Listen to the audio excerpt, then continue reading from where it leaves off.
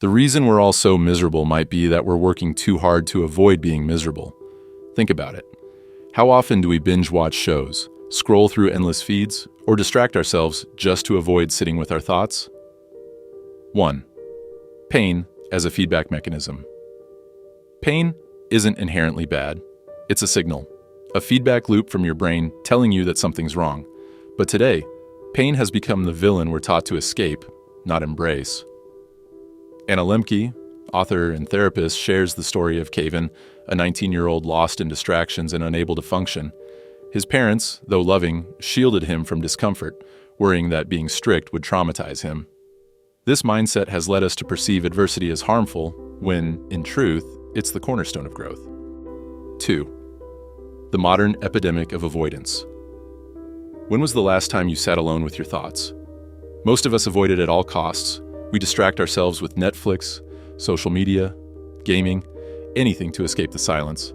But what are we really running from? Even kids are conditioned for constant stimulation. They can't sit still without a screen. But it's not just them. We're all guilty. Back then, it was Fortnite or Pokemon.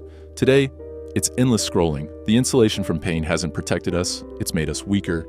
We're miserable because we're running so hard from misery. 3. Why avoiding pain makes it worse. Avoiding pain doesn't eliminate it. It multiplies. Shielding ourselves from discomfort creates fragility. As Anna Lemke observes, parents today are terrified of leaving emotional scars, but by shielding their children, they've made them more vulnerable. Mark Manson says, "Choose your struggle." Pain is inevitable. Avoiding it only makes life harder. 4. My experience. From chaos to focus. I was lost in distractions. A million goals, but zero focus.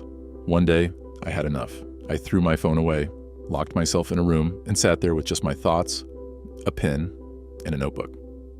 I wrote down my problems and pretended they belonged to someone else. If a friend came to me for advice, what would I say? That's when it hit me. I knew the answers all along. I was just too distracted to see them. From that moment, I started a dopamine detox. I read deep work and shifted my perspective entirely.